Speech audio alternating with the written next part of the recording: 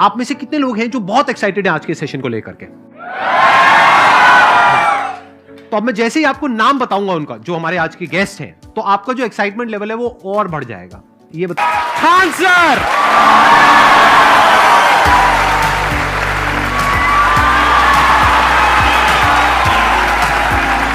क्या हाल जी, कैसे हैं आप?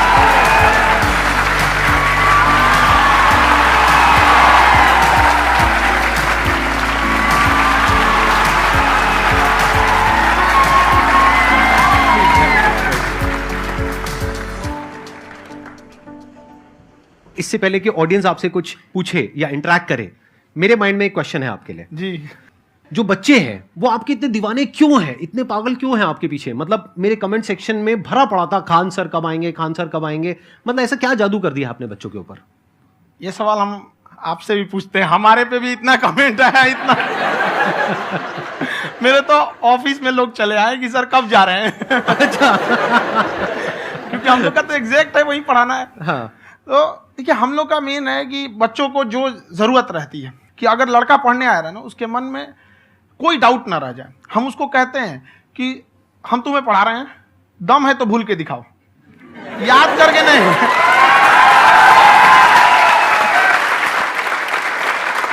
प्लस आप जिस प्राइस पॉइंट पे पढ़ा रहे हैं, आई थिंक वो सबसे कम है, वो बहुत ही कम है। सर ये जो फीस का कल्चर है, ये हमारा इंडियन कल्चर नहीं है।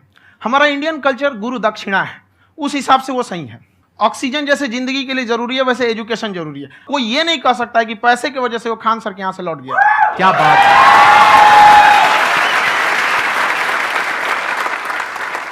मैंने देखा कि आपका ये जो चैनल है कि ये पिछले 3 साल के अंदर अंदर ही ग्रो किया है। हमको जब चैनल शुरू हुआ तो एक दिन में हम 4-5 वीडियो बनाए। एक हमको कुछ आता, आज भी नहीं आता इतना, तो हम देख के कैमरा वैमरा तो हम कंफ्यूज हो गए, बाप रे। तो हम एक ही दिन में वीडियो शूट किया, पढ़ाने वाला टॉपिक था हमको। उसके बाद कभी वीडियो नहीं, 6-7 वीडियो एक ही बार शूट कर लिए। और एक जो थे जिनका कैमरा वगैरह था, मेरे पास कैमरे भी नहीं थे उस टाइम, और कैमरा 35,000 का था। तो 6 महीना इसी में लग गया, जो 35,000 इसी में फंस जाएगा। तो उनके कैमरे से शूट किए, उन्होंने कोई चार्ज लिया, उसके बाद हम छोड़ ही दिए। लॉकडाउन लगा, तब हम कहें आप कैसे पढ़ाएंगे। वो तो 1 दिन 2 दिन करते करते अचानक लंबा हो गया। तब हमको याद आया कि ओहो, मेरा एक चैनल भी है वहाँ पे। तो उस समय उस पर लगभग 30,000 सब्सक्राइबर हो चुके थे। तो जैसे लॉकडाउन लगा तो उस पर पढ़ाना चालू किया, और पता नहीं क्या लोगों को पढ़ाई में इतना इंटरेस्ट आ गया कि आपका स्टाइल ऐसा है थोड़ा सा। आप आई थिंक पढ़ाई के साथ साथ में जो बीच बीच में आप थोड़ा बहुत छोड़ते रहते हैं ना, मतलब जो एंटरटेनमेंट चलता रहता है। ये बात हम देखिए, जब हम गुलाम थे ना, तो अंग्रेजों ने एक चाल चला था कि भारत को हम फिजिकली गुलाम रखेंगे 100-200 साल, मेंटली 1000 साल कर देंगे। उन्होंने पढ़ाई का मॉडल चेंज कर दिया। उन्होंने ऐसा डिजाइन किया कि ये टीचर की रिस्पॉन्सिबिलिटी है, वो पढ़ा के चला जाए। टीचर की रिस्पॉन्सिबिलिटी यहाँ खत्म नहीं हो जाती है। पढ़ाना तो कोई भी पढ़ा सकता है, टीचर की इससे बड़ी रिस्पॉन्सिबिलिटी होती है उसे समझाना। वो समझा कि नहीं समझा। अगर लड़का आपके समझाने के बाद डाउट रह गया तो ये आपकी गलती है। लड़का हमसे पूछता है सर इतनी भीड़ है आपके पास, तो कहे सर डाउट कैसे पूछेंगे? हम कह रहे यार तुम्हारा डाउट बचेगा तब ना पूछेगा तुम डाउट यहाँ पे।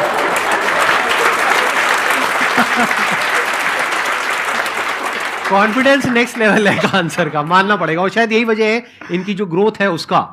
किसी ने शायद सपने में भी नहीं सोचा होगा कि पिछले 2 साल के अंदर अंदर जो आपके चैनल की ग्रोथ हुई है, जैसे आप खुद ही बता रहे हैं कि लॉकडाउन के टाइम पे आपके 30,000 के करीब सब्सक्राइबर्स थे, आज की डेट में 17 मिलियन है। और मेरा एक क्वेश्चन और है, इससे पहले कि ऑडियंस में से आपसे कोई क्वेश्चन पूछे, कि कई बार आप ऐसे भी टॉपिक्स टच करते हैं जो थोड़े से कंट्रोवर्शियल हैं या थोड़े से सेंसिटिव हैं, जिसके ऊपर बात करने की हिम्मत आई थिंक बहुत ही कम लोगों में है। तो आपको कभी ये नहीं लगता है कि कहीं ज्यादा तो नहीं हो रहा है, इसको थोड़ा रोक देते हैं, थोड़ा कम कर देते हैं? क्योंकि कोई लाइन ही नहीं है वैसे तो बोलने को, तो आप कुछ भी बोल दो, कितना भी बोल दो। हुई है कंट्रोवर्सी बहुत बार। एक्चुअली बचपन से हमको फौज में जाना था, और फौज वालों के लिए ये सब मायने नहीं रखता। उसको करना है मतलब करना है, तुम सामने कुछ भी रहो, डजंट मैटर।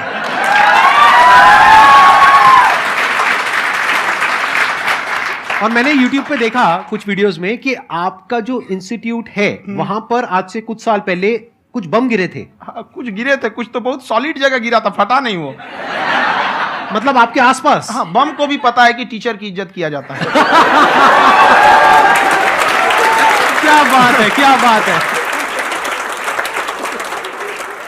मैं समझ पा रहा हूं कि ये आपके अंदर जो एटीट्यूड है ये कहां से आ रहा है, क्योंकि आप बचपन से ही फौज में जाना चाहते थे तो आप जंग के मैदान में ही खड़े हैं एक तरीके से, बस फर्क यह है कि आपके हाथ में कलम है, हथियार ना हो करके। हथियार से एक आदमी की जान जा सकती है, हाँ। कलम से बहुत ताकत होता है। शिक्षा एक ऐसा हथियार है ना, हर कुरीतियों से लड़ सकता है, हर तरह की समस्याओं से, और ये एक ऐसा हथियार है, मेटल डिटेक्टर में भी नहीं पकड़ाता है।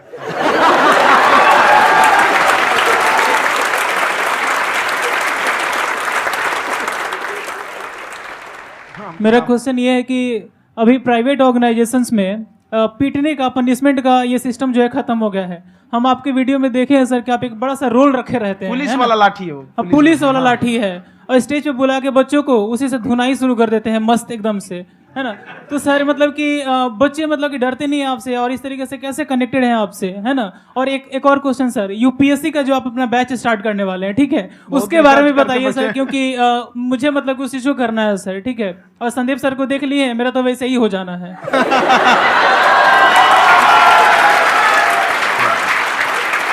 क्या हो जाना है? मेरा पूरा कंप्लीट करो। I'll be an IAS officer next year because I have seen you, sir. My day is like complete, sir. All the best. Thank you so much, sir. Thank you. पूरा बोला करो। हाँ। Thank you.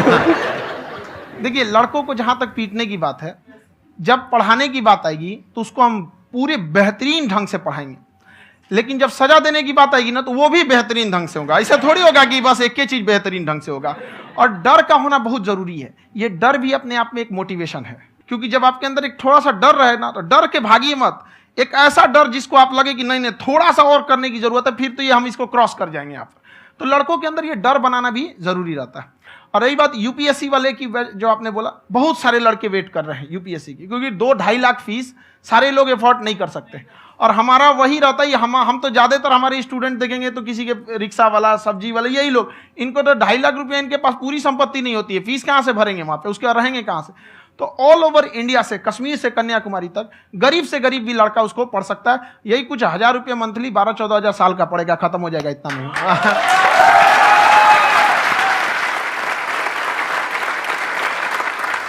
ये जो डंडे वाली बात इन्होंने कही, ये सच है? मतलब आप हाँ, सच में एक डंडा रखते हो पुलिस का ही है वो, और मारते हो? हाँ। कि मतलब अगर कोई लड़की छेड़ता है या ऐसा कोई भी उल्टा नहीं, पुल्टा काम पढ़ाई करता लिखाई है, कुछ भी गलती करेंगे तो पिटाएंगे वो यहाँ पे, कैमरे पे, ऑन कैमरा, जैसा भी रहे, कुछ भी पिटाना तो उनको फिक्स है। एक तो कोई मतलब विधायक जी थे, उनके लड़का को पीट दिए, तो चला है दल बल लेके अपना वहां पे। उसने घर पे नहीं बताया था कि सर ने पीटा है, बस बोल दिया कोचिंग में पीटा है। बाद में पता चला हम पीटे हैं, तो उसके पिताजी मेरे सामने और पीटे।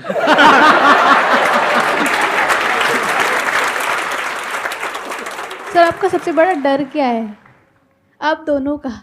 फौजी को डरे नहीं लगता है, बाकी अफसर से पूछिए।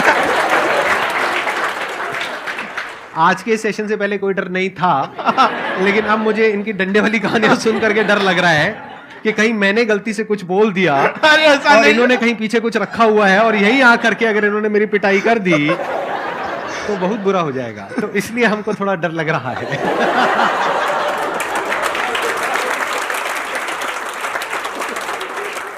आपकी डेली कितने घंटे क्लासेस होती हैं? 6-7 घंटे।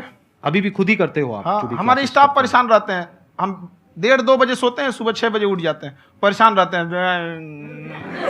यार इतना क्यों करते हो, है ना? कभी क्योंकि तो उनको कुछ भी नहीं साथ-साथ करते। लगना पड़ता है ना। उनको साथ-साथ लगना पड़ता है। हम जग गए तो कोई सोया थोड़ी रहेगा, परेशान रह, दिन में सोते ही नहीं है, बेचारा कहीं कहीं जाके सोते रहता है। तो हम सीट बांध दिए कि भाई तुम इस समय सो जाना, तुम इधर सो जाना। आपकी शादी हो गई या नहीं हुई अभी? मेरी खुशहाली देख के आप आइडिया लगा सकते हैं।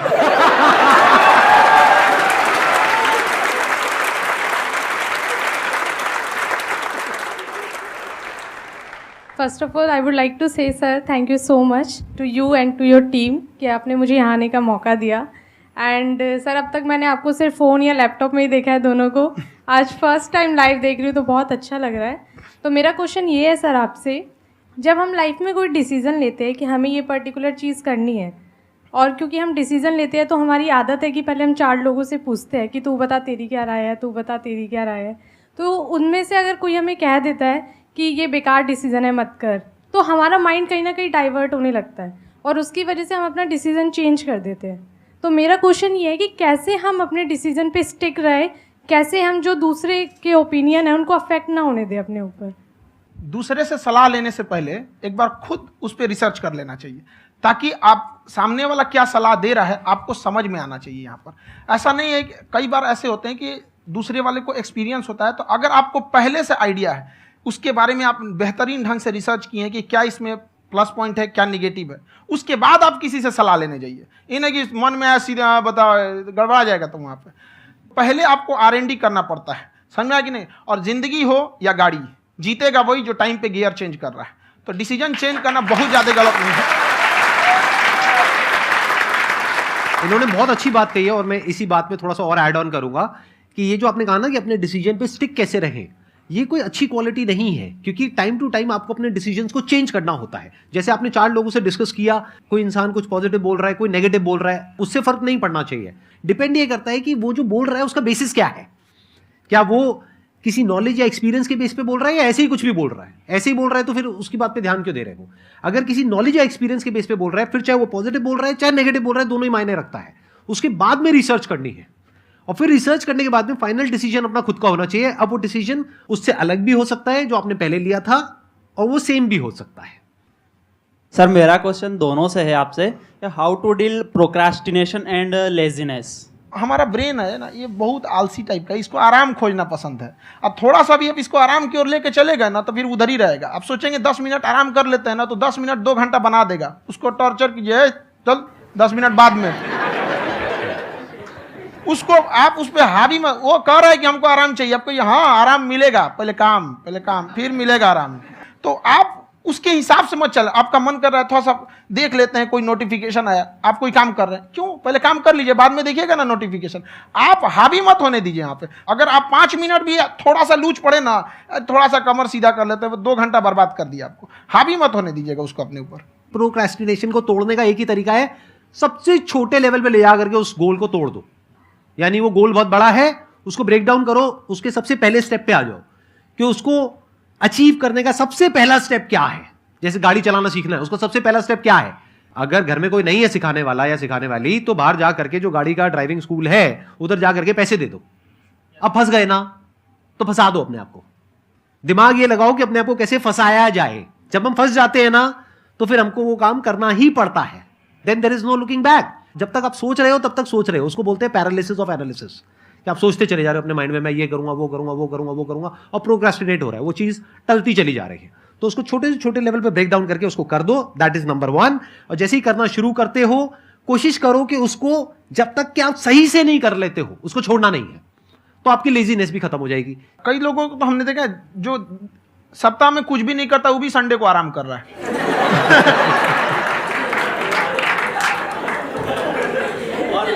वैसे कहा भी जाता है कि अगर कोई काम आपको करवाना है ना, तो ऐसे किसी इंसान को दो जो बिजी है। हाँ। ऐसे आदमी को मत दो जो खाली है। ये परफेक्ट एग्जाम।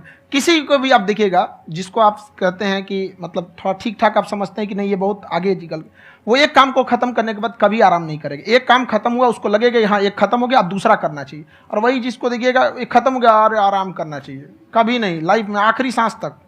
सर यहाँ पे सब हिंदी में पूछते हैं, इंग्लिश में पूछते हैं, मैं भोजपुरी में पूछूं? जौन भाषा ठीक लगे तोने में पूछ दो। हाँ सर।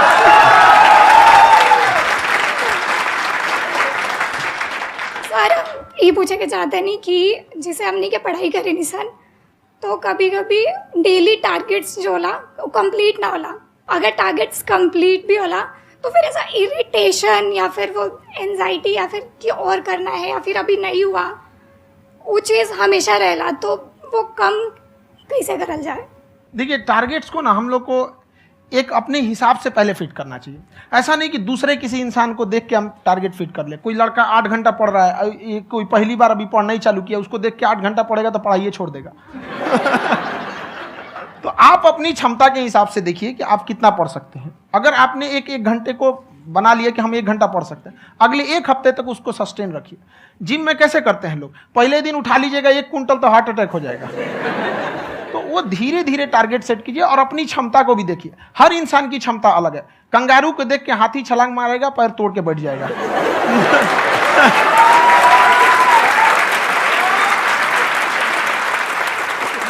अब संदीप सर का मोटिवेशन देख के इसका मतलब क्या कि ट्रेन के आगे खड़ा हो जाएंगे, ढकेल देंगे तुमको। हालांकि ऐसा कर देते हैं, लेकिन ऐसा करिएगा लोग नहीं, क्षमता पता होना चाहिए। आपके अंदर एंजाइटी हो रही है कि मैंने कर तो लिया है, आप ये नहीं कह रहे कि मैंने कुछ भी नहीं किया है फिर मेरे को एंजाइटी हो रही है, आप ये कह रहे हो मैंने काफी कुछ कर लिया है फिर भी एंजाइटी हो रही है कि कहीं कुछ छूट तो नहीं गया है। तो बेसिकली आपको ये देखना है कि अगर आपके अंदर ये एंजाइटी हो रही है, that means you are a very good student, आप एक अच्छे स्टूडेंट हो। क्यों? क्योंकि बहुत सारे स्टूडेंट्स तो ऐसे हैं उनको पढ़ने के नाम से एंजाइटी होती है। तो आपको एंजाइटी हो रही है कि मैंने पढ़ लिया, दिन में मानो 8 घंटे का आपने टारगेट सेट किया और 6 घंटे पढ़ लिया, या मान लो 8 घंटे भी पढ़ लिया, फिर भी एंजाइटी हो रही है कि मैंने 10 घंटे नहीं पढ़ा।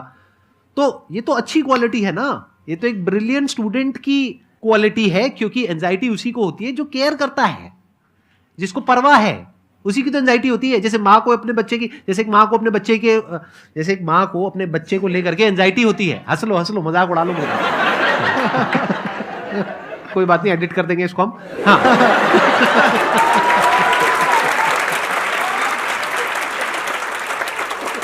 जैसे एक माँ है, उसको अपने बच्चे को लेकर के एंजाइटी होती है, थोड़ी सी भी तबीयत खराब हो जाए उसको एंजाइटी होती है, चाहे बच्चा ठीक भी है, डॉक्टर को नहीं होती है। क्यों? क्योंकि माँ को उस बच्चे से प्यार है। तो दैट मीन्स कि आप अपनी पढ़ाई को लेकर के सीरियस हो, इस वजह से आपके अंदर एंजाइटी हो रही है, विच इज नॉर्मल। जहां पर प्यार मोहब्बत होती है वहां पर थोड़ी बहुत एंजाइटी तो होती ही है ना। समझ रहे हो ना मैं क्या कहना चाह रहा हूं? आप लोग समझ रहे हो ना मैं कहां जा रहा हूं? जब वो किसी और से बात करती है तो एंजाइटी होती है ना।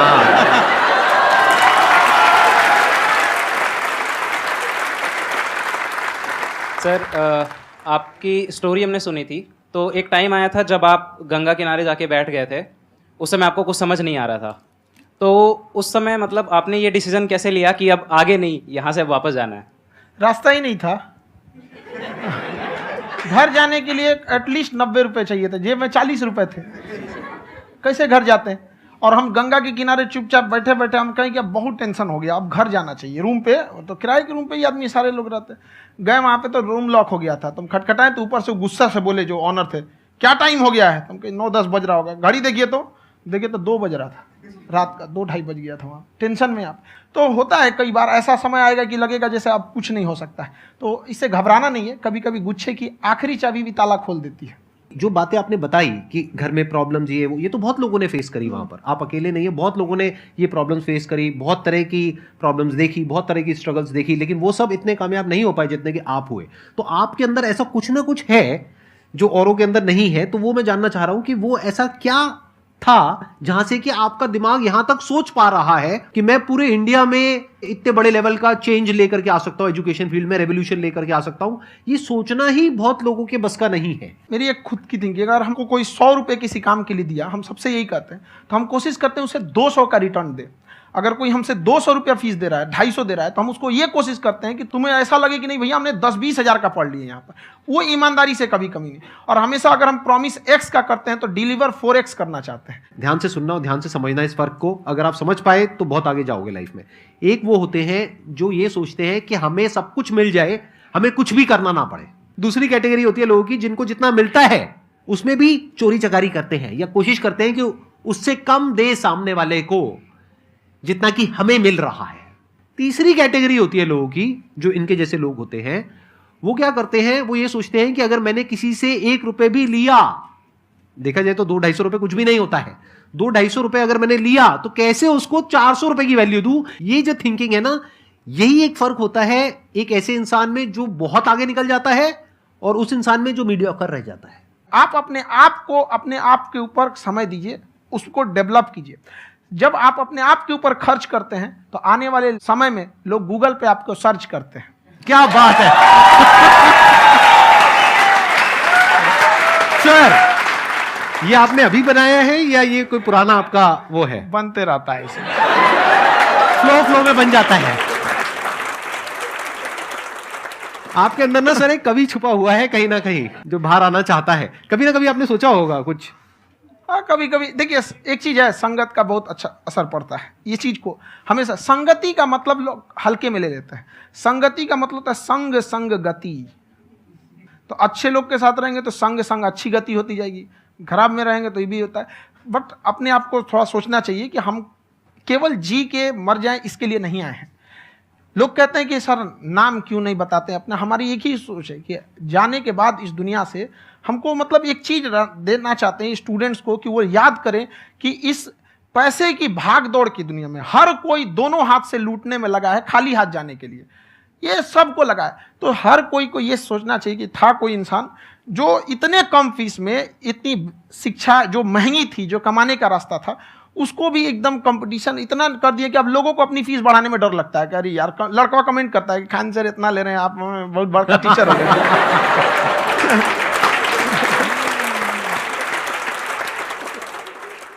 खान सर की एक क्लिप है, ये समय और समझदारी में बहुत फ़र्क होता है। अगर समय रहते समझदारी आ गई तो इंसान कामयाब हो गया, लेकिन अगर समय चला गया फिर समझदारी आई फिर तो बेकार है। तो सर मतलब कुछ आपको ऐसी चीज़ लाना चाहिए जो मतलब बच्चों जो तैयार हो रहे हैं उनको ये चीज़ें मतलब एंड टाइम पे दिखे। समझ रहे हैं आप मेरी बात? नहीं समझ?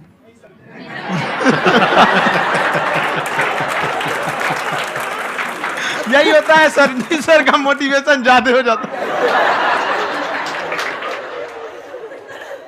जब आप स्ट्रगलिंग फेज में हैं तो कम से कम चीजों को अपने ऊपर खर्च कीजिए, ज्यादा से ज्यादा सीखने में खर्च कीजिए। अगर आपको राजा बनने का शौक है तो गुलाम की तरह मेहनत करना सीखिए, तब राजा बनेंगे।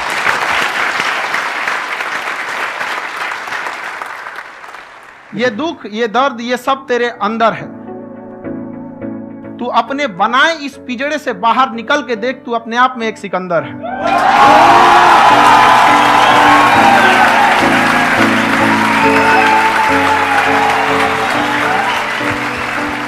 Thank you so much sir for coming. बहुत मजा आया मेरे को आपके साथ में इंटरेक्ट करके। आई एम श्योर आप लोगों को भी बहुत मजा आया होगा।